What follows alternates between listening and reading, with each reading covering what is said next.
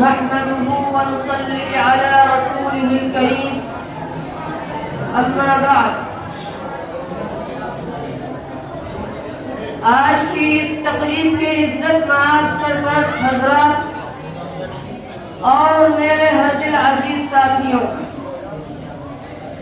چمن اپنا، وطن اپنا، زمین و آسمان اپنا. چمن اپنا، وطن اپنا، زمین و آسمان اپنا، جہاں میں سب سے پیارا ہے ہمیں ہندوستان اپنا.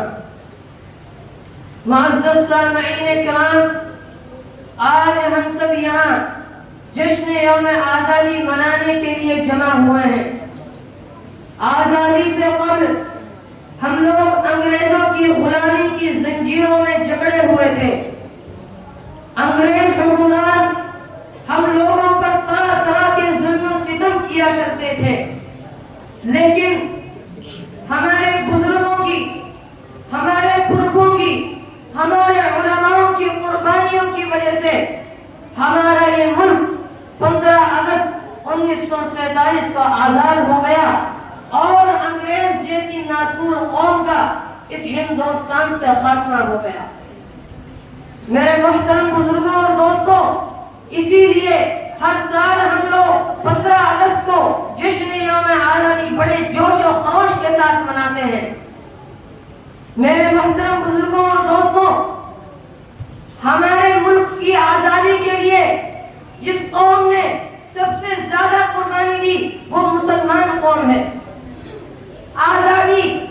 آزادی کی لڑائی کے شروعاتی دور کے متوالوں میں بنگال کے نواب سراج الدولہ، شیر میسور ٹیپو سلطان، شہید مولانا احمد اللہ شاہ تھے، اور انہوں نے طرح طرح کے ظلم سہے، ڈنڈے کھائے، لاٹھیاں کھائیں اور انگریز کی گولیوں کے سامنے اپنے سینوں کو چٹانوں کی طرح تان دیا اور اس بات کا ثبوت دیا کہ جو طاقت ہمارے سینوں کے اندر موجود ہے وہ طاقت تمہاری بندوق کی گولیوں میں موجود نہیں. آزادی کی تاریخ کا نہایت ہی انقلاب آموز باب تحریک ریشم رومان ہے. اس تحریک کا یہ نتیجہ ہوا کہ کیا ہندو، کیا مسلمان، سکھ، عیسائی، سب کے دلوں میں اس ہندوستان سے انگریزوں کو باہر نکالنے کی امنگ پیدا ہوئی. اس تحریک کے بانی مولانا محمود الحسن دیوبندی تھے، جن کی قیادت میں مسلمان انگریزوں کو اس ہندوستان سے باہر نکالنے کے لیے ہمیشہ متحرک رہتے تھے.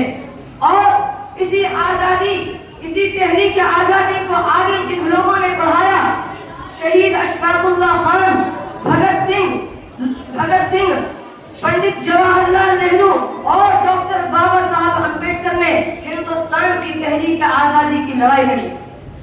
اور آپ کو اس بات کا معلوم ہونا چاہیے کہ علماء دیوبند کی جتنی قربانیاں ہیں کسی قوم کی اتنی قربانیاں نہیں ہیں. آپ کو یقین نہیں آتا تو علماء دیوبند کو پڑھ کر دیکھو. شیخ الاسلام حضرت مولانا حسین احمد مدنی کو پڑھ کر دیکھو. آپ انگریز کی عدالت میں کھڑے ہیں، انگریز جج سوال کرتا ہے، حسین احمد تم نے فتویٰ دیا ہے کہ انگریز کی فوج میں بھرتی ہونا حرام ہے. فرمایا دیا کیا ہوتی ہے؟ پہلے بھی دیا تھا، اب بھی دیتا ہوں، دیتا رہوں گا جب تک حسین احمد مدنی کے منہ میں زبان باقی ہے، سینے میں قرآن باقی ہے. میں کہتا رہوں گا انگریز تیری فوج میں بھرتی ہونا حرام ہے. مولانا جوہر قدموں پہ گر پڑے، حضرت بیان بدل دو. فرمایا جوہر اگر میں نے بیان بدل دیا میرا ایمان بدل جائے گا. انگریز جج کہتا ہے کہ حسین احمد تمہیں پتا ہے کہ ایسی بغاوت والی تقریر کی سزا تخت دار ہے، پھانسی ہے. مولانا نے بریف کیس کھولا، سفید کپڑا نکالا، عدالت میں لہرا کے کہنے لگے اور انگریز جج تجھے علم ہونا چاہیے، حسین احمد جب دیوبند سے آ رہا تھا تو کفن کا کپڑا بھی ساتھ لے آیا تھا. میں آپ کو اس سے بھی آگے لے چلوں. حضرت لاہوری کو برف کے پلاکوں پہ لٹا دیا. ایک پلاک ادھر سردی کا موسم تھا، دوسرا ادھر، حضرت کو درمیان میں رکھ دیا. اور جس وقت آپ بے ہوش ہو گئے، جب آپ کو ہوش آیا تو انگریز سوال کرتا ہے اب ریلی نکالو گے، اب حضور کی عزت و عظمت بیان کرو گے، اب جلوس نکالو گے، اب ختم نبوت زندہ باد کے نعرے لگاؤ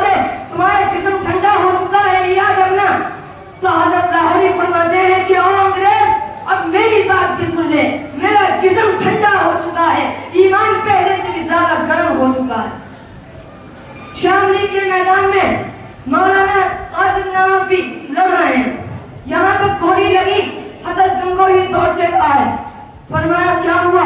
کہہ رہے ہیں کہ گولی لگی. آپ نے 3 مرتبہ نماز والا درود شریف پڑھا اور 2 مرتبہ پوچھا, بٹ تو ادھر کنارے خراش بھی نہیں نظر نہیں آ رہی. میرے محترم بزرگوں اور دوستوں, ہمارے اسلاف کی یہ قربانیاں ہیں. انہی قربانیوں کے آگے انگریز جیسی ناسور قوم کو گھٹنے ٹیکنے پڑے اور اس ہندوستان کو چھوڑ کر جانا انہوں نے اپنی مجبوری سمجھا, اور اس طریقے سے ہمارا تمام کا تمام ہندوستان آزاد ہو گیا. آخر میں اس شعر کے ساتھ اپنی تقریر کو ختم کرتا ہوں. اسی گلی کی ہی خاک سے یہ خاک اپنی ہم ملائیں گے, اسی گلی کی ہی خاک سے یہ خاک اپنی ہم ملائیں گے. نہ بلائے آپ کے آئیں, نہ نکالے آپ کے جائیں گے. وآخر دعوانا الحمدللہ.